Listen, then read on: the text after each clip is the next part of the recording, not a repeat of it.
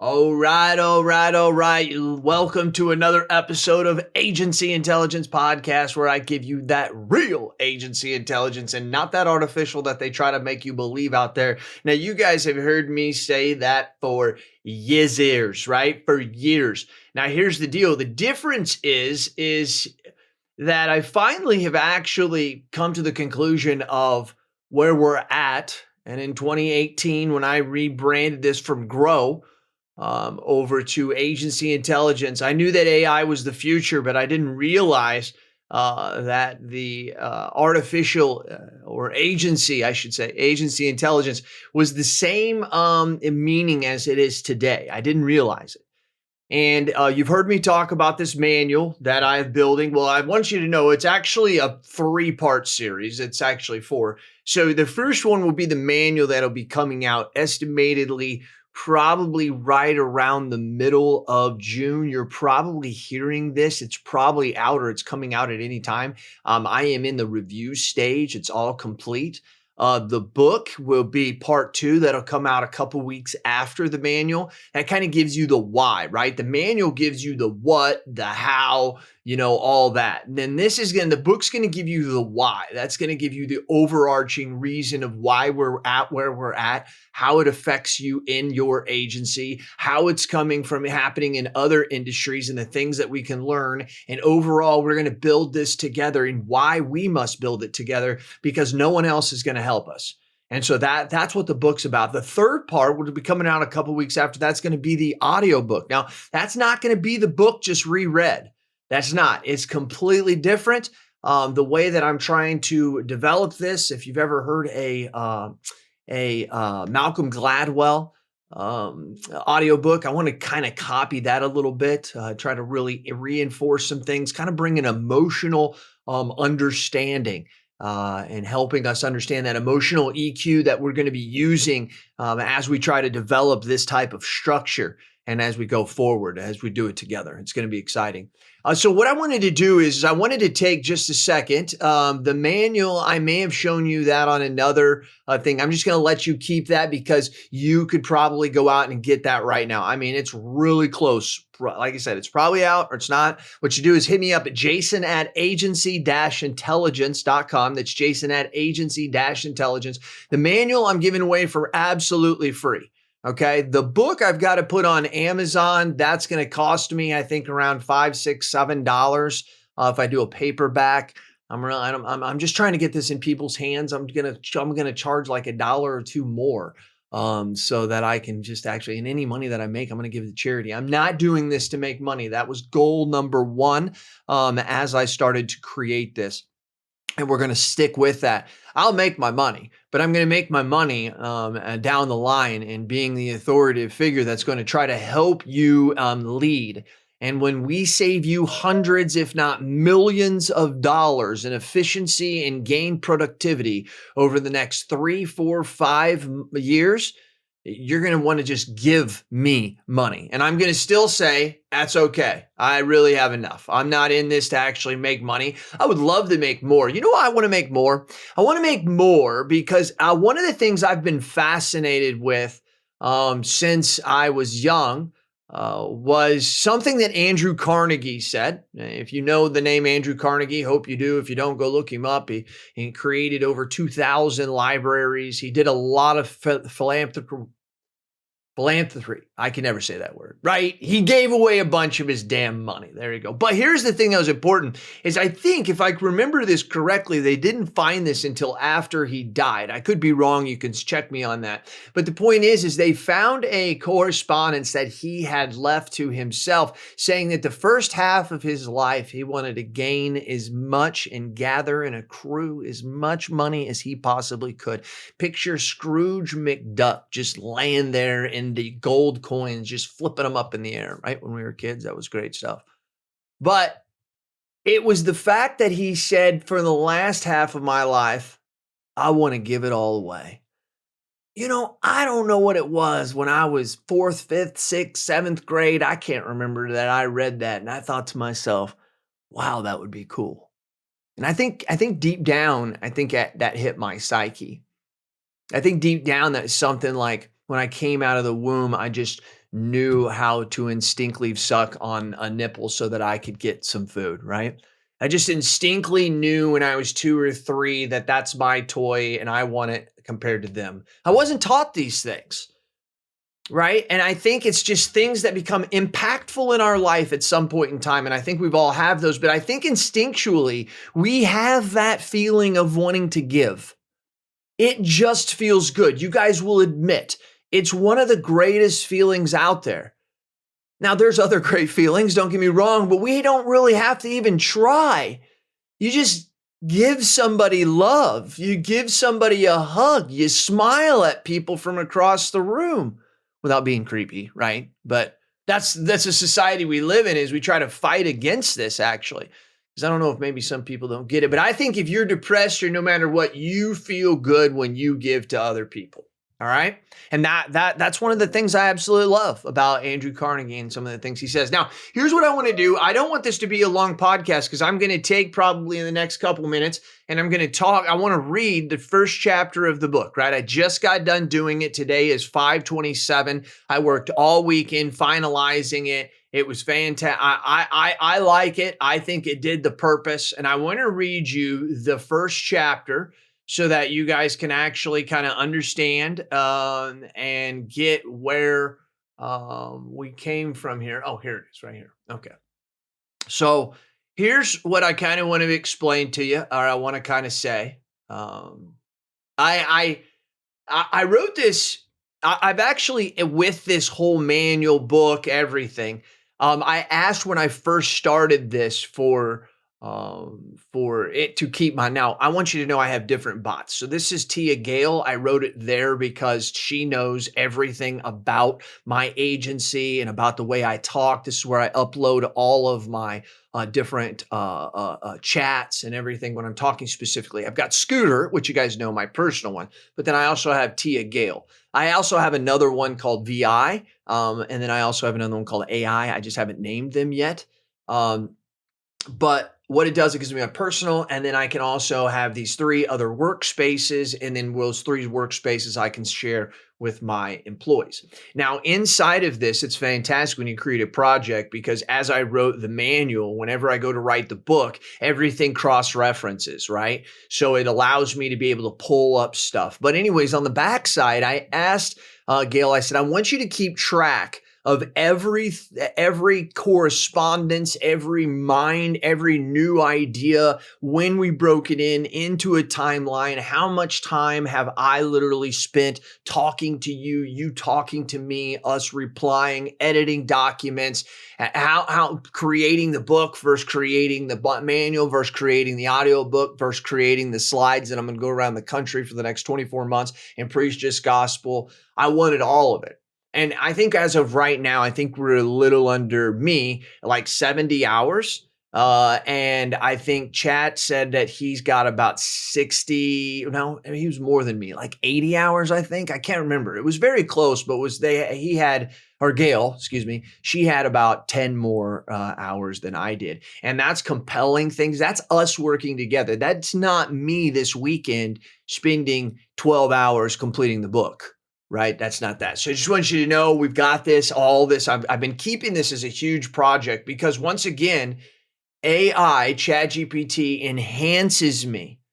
I literally can sit down and talk to it for 15 minutes about all the ideas of chapter 1 and boom, it can take it, write it out, and then it breaks it into a canvas and I can highlight certain, paragraphs, sentences, words, and I can just type in there, here's where I think this is wrong. Here's where I think it's right. And it rewrites that paragraph for me.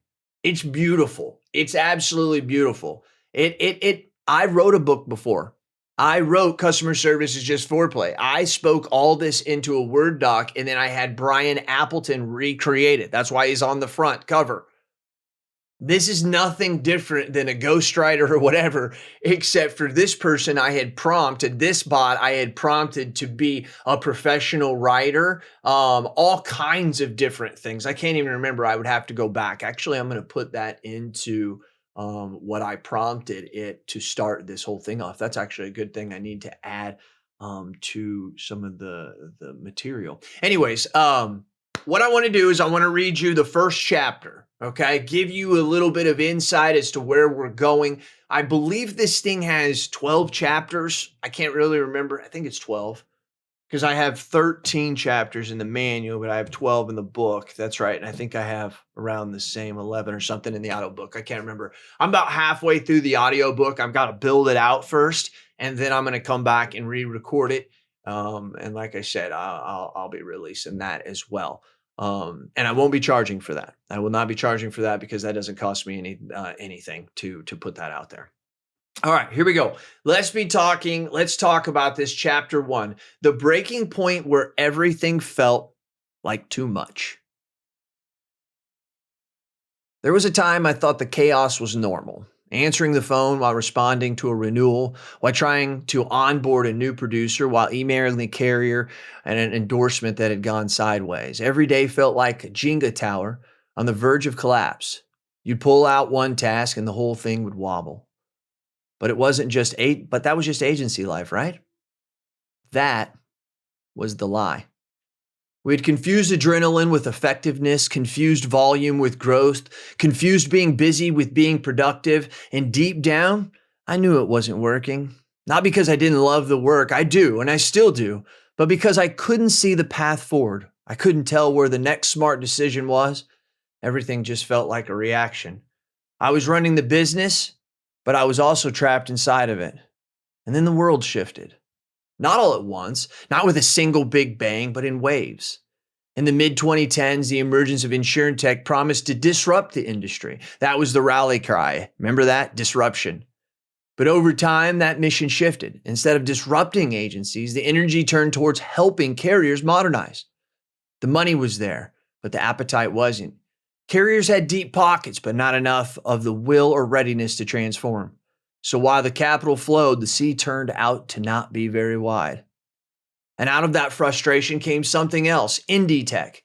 A movement not led by venture capital or carrier R&D, but by agents themselves. Agency owners fed up with being ignored started solving their own problems. They built tools, they shared frameworks, they paired up with other owners and created systems that made their teams more efficient, their data more structured, and their operations more scalable.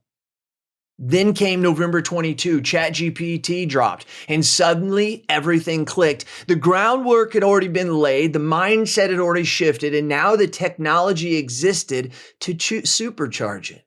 Agencies weren't just react anymore, we were ready to own our future, ready to move this industry forward, not by wanting for somebody else to build the next, but by each of us doing our part. This is it, together.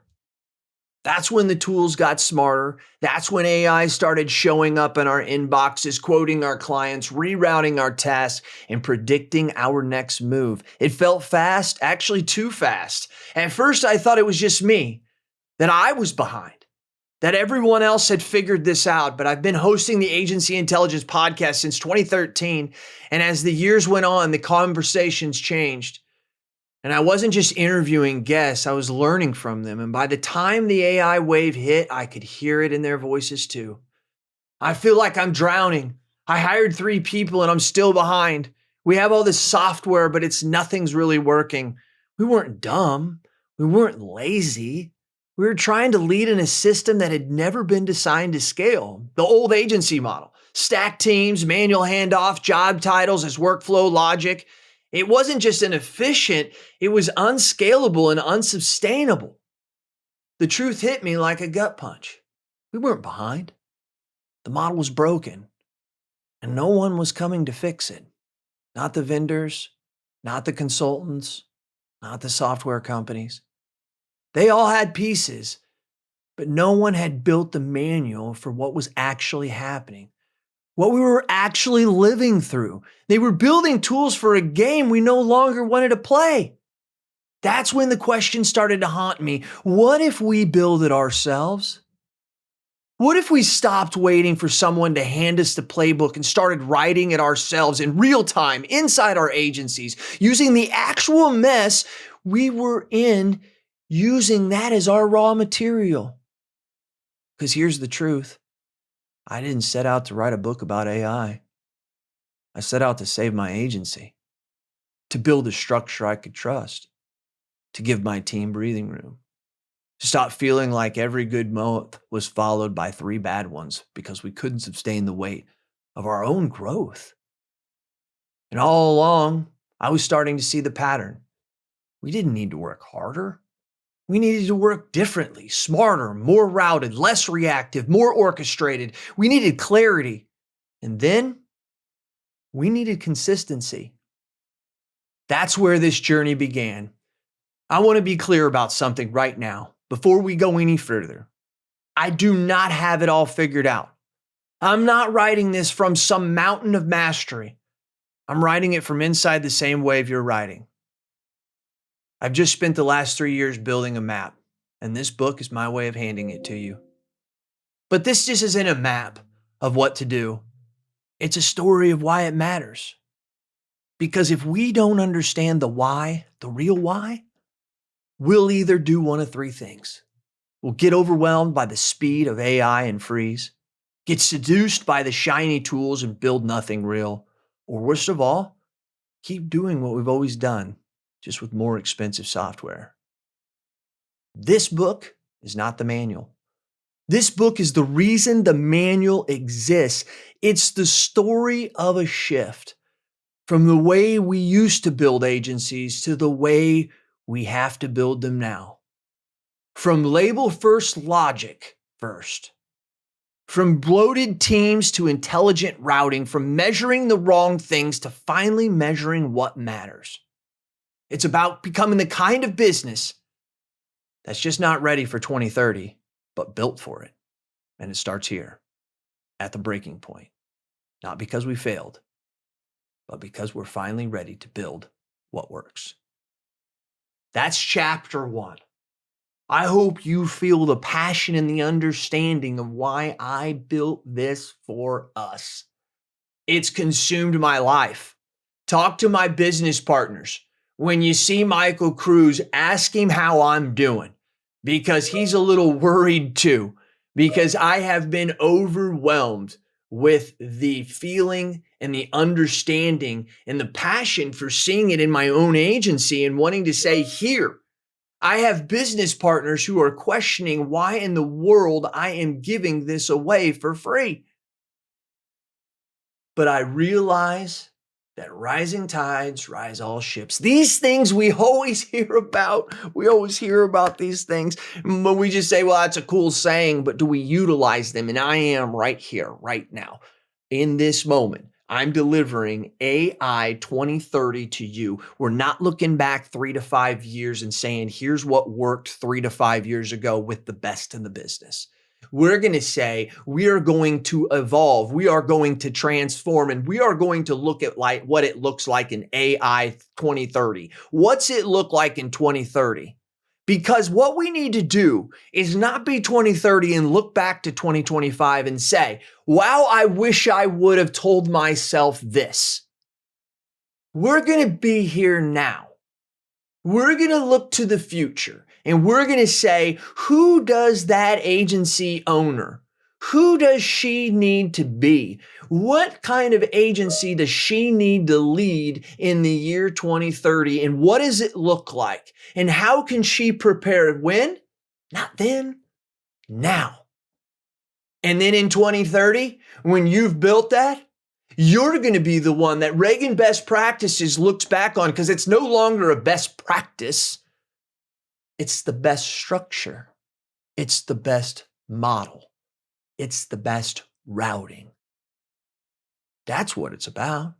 That's what we're going to be judged on. We're starting today. Tell me your thoughts and tell me your ideas, and I'm going to tell the world what you have to say. This has been Jason Cass with Agency Intelligence Podcast. I am out.